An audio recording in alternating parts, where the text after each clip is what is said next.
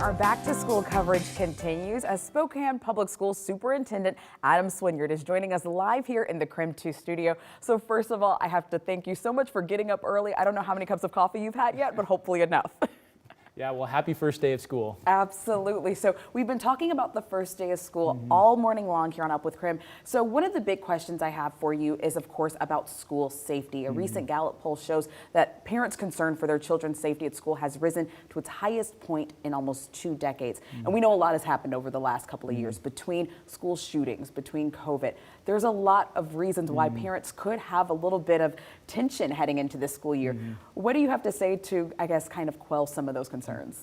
Yeah, well, safety is our top priority as school officials and educators, and we're always very mindful of being as prepared as we possibly can.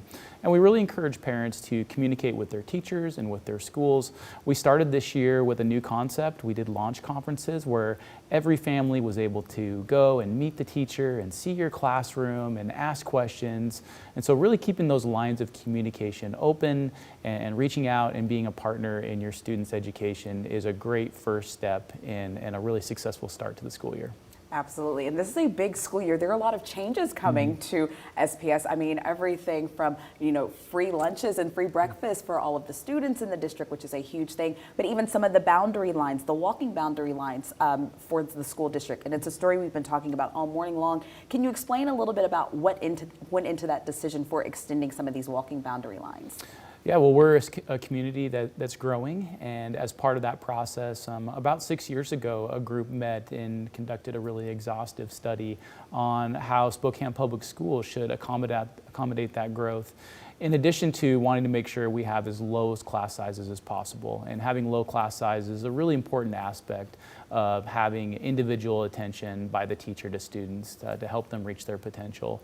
So through that process, we are moving our 6th graders into our middle schools. We're really excited for 2 new schools to open today as part of that process.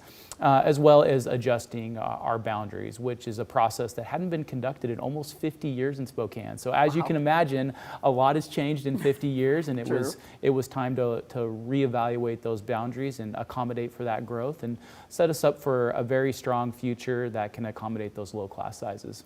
And one of the things that we were actually talking about just before we came on the air here is about these new schools and how the design structure has changed and some of the new features that they'll be implementing. Can you talk a little bit about that? Yeah, well, first and foremost, we're so grateful for the support of the Spokane community and our voters that entrust us with both levies, but also bonds to have 21st century facilities. And our new middle schools are a great example of that. They're very innovative in their design, really centered around the community concept of a school, and that schools are the hubs for our neighborhoods.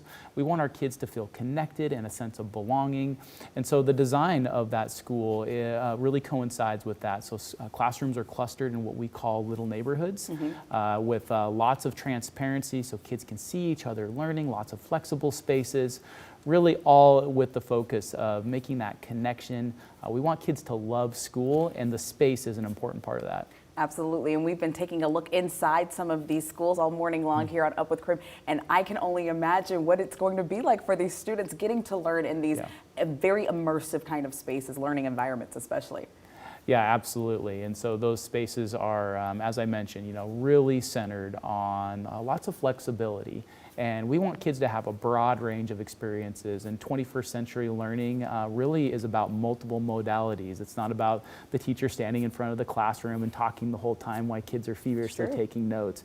It's about integrating technology. It's about being immersive in the learning experience that's very hands-on. So really excited to provide that top of opportunity for our kids, and our teachers and our staff are just incredibly dedicated and hardworking, and they are so excited to get kids back in our building. It looks and feels like a typical school year. It does. And that's really driving the excitement. I think the pandemic was obviously very difficult across our community, particularly in schools. And there's a deep sense of appreciation now for being in classrooms and activities and athletics and having lunch in the cafeteria with friends. Lots of optimism for a great start to the year. Absolutely. We have been feeling all of that energy. We've been asking for the back to school photos all morning long. We've gotten so many. Lots of kids and even parents are excited about this kind of return to a normal school year. So before we let you go, do you have any well wishes that you'd like to share with the students at SPS? Yeah, absolutely. For staff and for families and kids, just wish everybody a great start to the school year.